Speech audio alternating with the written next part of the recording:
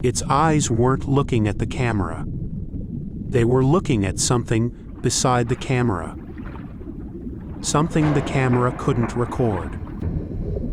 ROV Tiburon, Monterey Canyon, 2340 meters. The viperfish attacked 3-4 times in 2-3 minutes. But frame-by-frame analysis revealed something the pilot missed in real time. Throughout every strike, the eyes were focused meters to the left of impact, at empty water. This briefing documents what the Pacific viperfish perceives, and what perceives U.S. Pacific viperfish, Chaliodes macuni, 2.5 to 3.5 centimeters of translucent flesh. But the teeth measure centimeters. That's 50% of total head length. The highest Fang-to-Body Ratio of any fish on Earth. And the tips are transparent. They fade into nothing. Prey sees partial fang before impalement. By then, the backward curve has locked. Nothing escapes. The skull contains grooves carved behind the eye sockets. Channels where fangs rest when the mouth closes. The brain has been pushed aside into a protective bone pocket, measuring 4 by 6 millimeters. Everything in this animal's anatomy exists to serve the strike. The jaw opens in seconds, among the fastest movements measured in any vertebrate. Strike speed, meters per second from complete stillness. The brain should shatter from impact force. It doesn't, because the brain has been pushed aside, displaced into that protective pocket to survive the violence of its own attack.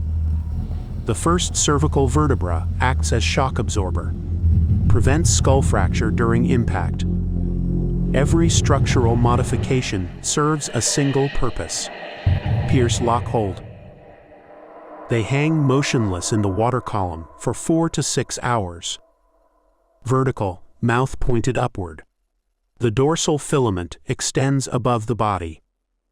Bioluminescent tip pulsing every 8 to 12 seconds. They're not resting. They're not conserving energy. They're hunting. Any specimen that hasn't moved in 10 minutes is at maximum danger. 3 stimuli trigger the attack. Movement within 30 centimeters.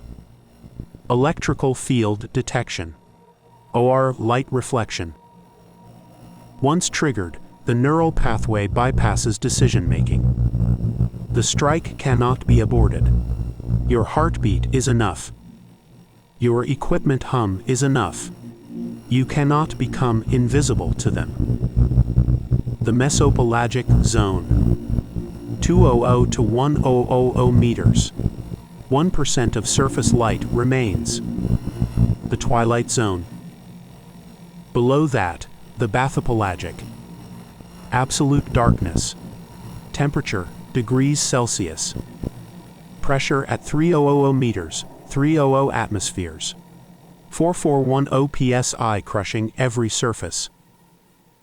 This is where they wait. Incident Report 1A. 1987, Research Vessel Thomas Washington. San Diego Trough, 1200 meters. Standard midwater trawl for biomass sampling. Net deployed at 2340 through the thermocline. Descent rate, 4 meters per minute. At 1180 meters, winch tension increased 12%, attributed to current shear. Net retrieved at 0115.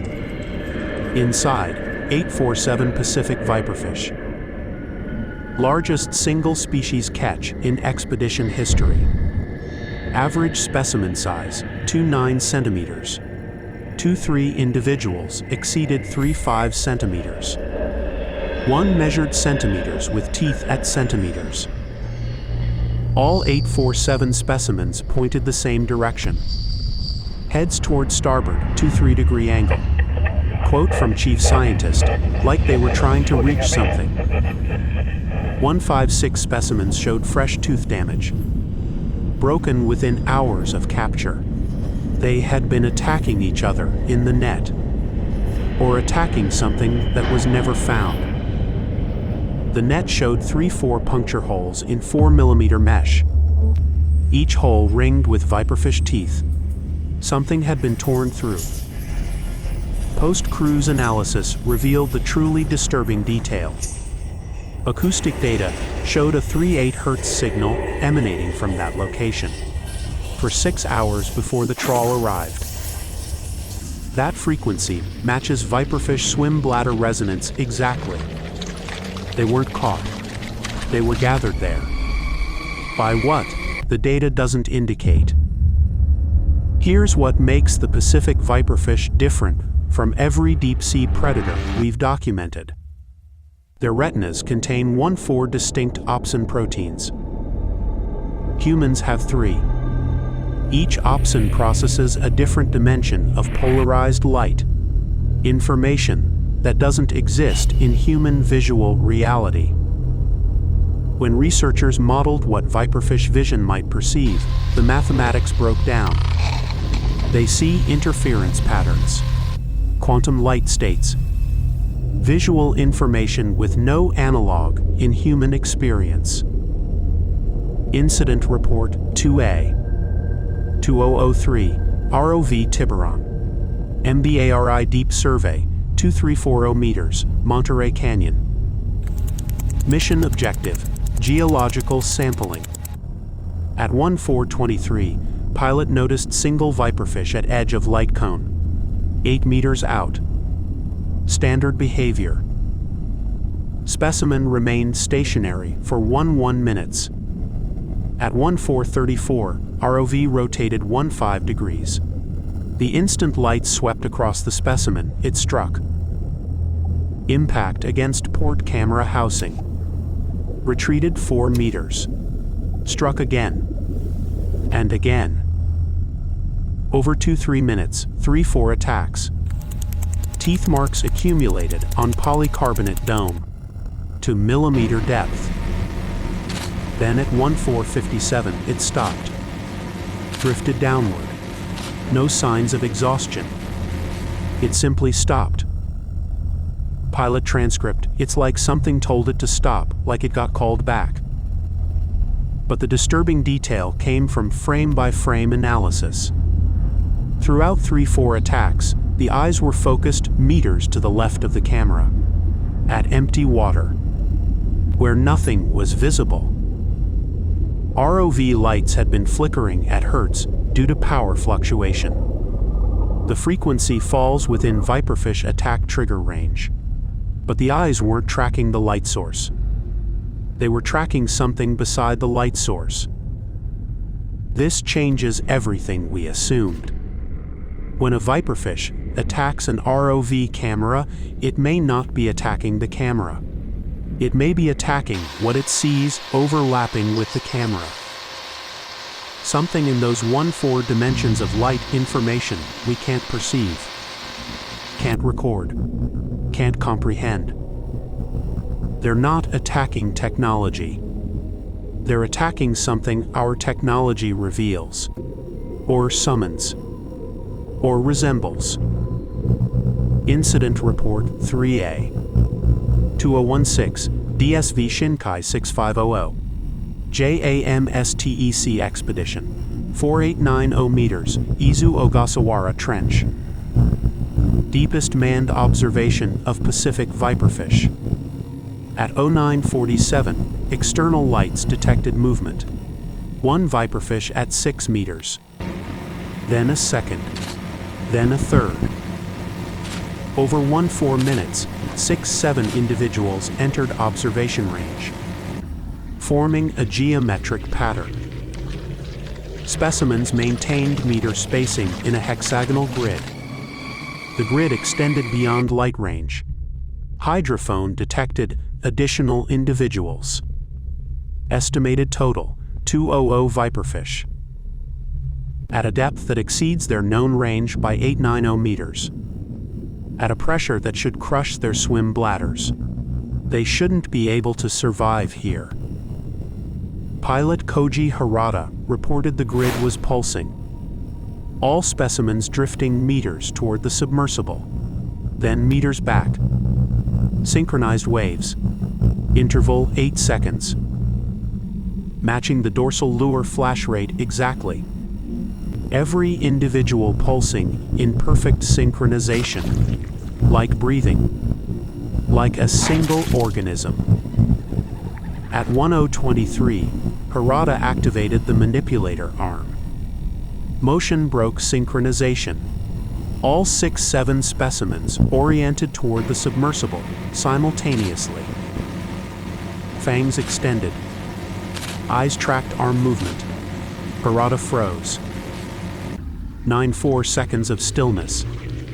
Then at 10:24:50, all turned and descended. Grid dissolved. Hydrophone tracked descent to 5340 meters. That depth would crush their bodies. They followed something down. Past survival depth. Into death.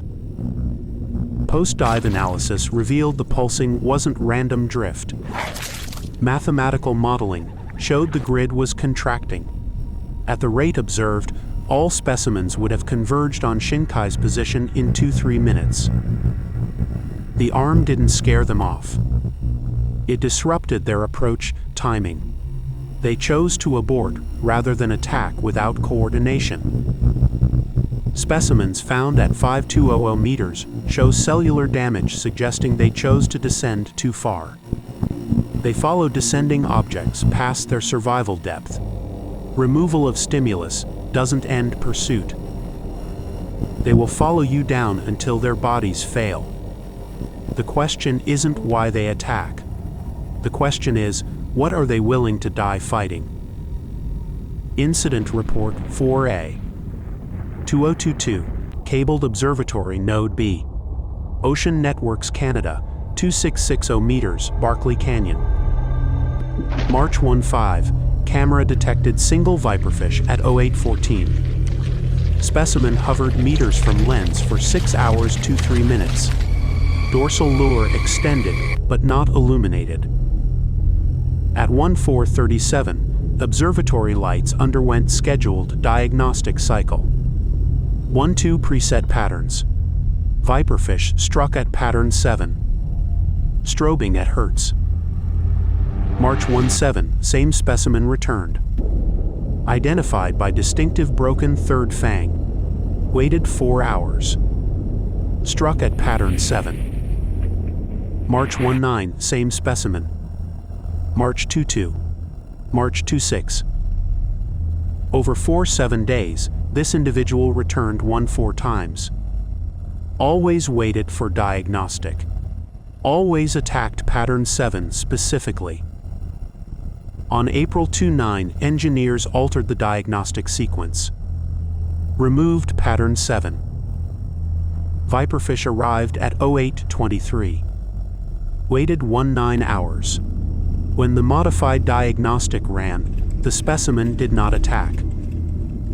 It oriented toward the camera.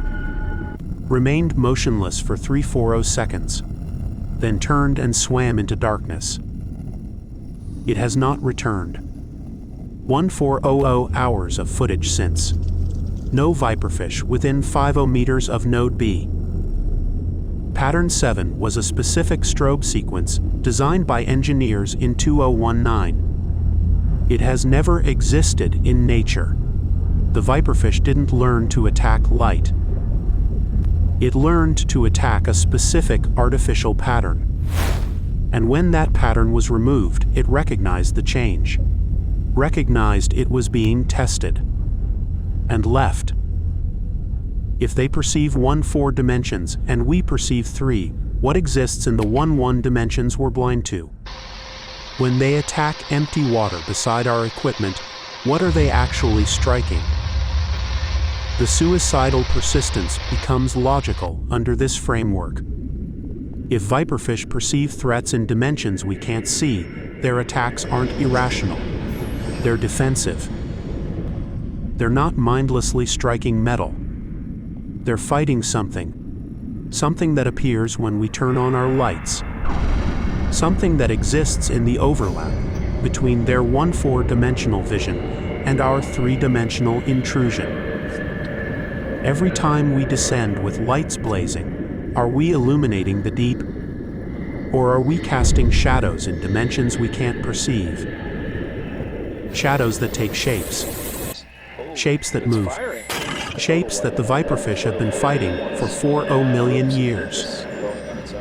When they stop attacking suddenly, what made them stop? What did they finally see?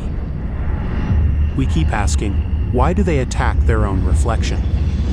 But the question assumes they see reflection. In 1-4 dimensions of polarized light, a reflection might not be a reflection at all. It might be a doorway, a presence, a predator from a visual reality we can't access. The Pacific viperfish has existed for 40 million years. We've had submersible lights for 60. In the mathematics of deep time, we just started announcing ourselves. And something in those 1-1 hidden dimensions has noticed. This concludes incident documentation, Pacific viperfish. Clearance level maintained.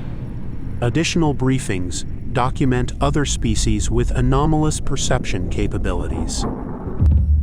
The goblin shark, the barrel-eye, the vampire squid. Each perceives wavelengths we cannot. Each has been observed attacking empty water. Personnel are advised to monitor subsequent reports. Authorization available through standard protocols. Remember, in the mesopelagic zone, when your lights illuminate something, that something is already watching. The viperfish doesn't need your light to see. It needs your light to see what's standing next to you. In 1-4 dimensions, where you've never looked, where you can't look. But something can. And when you turn off your lights and ascend, the viperfish remains, hanging motionless.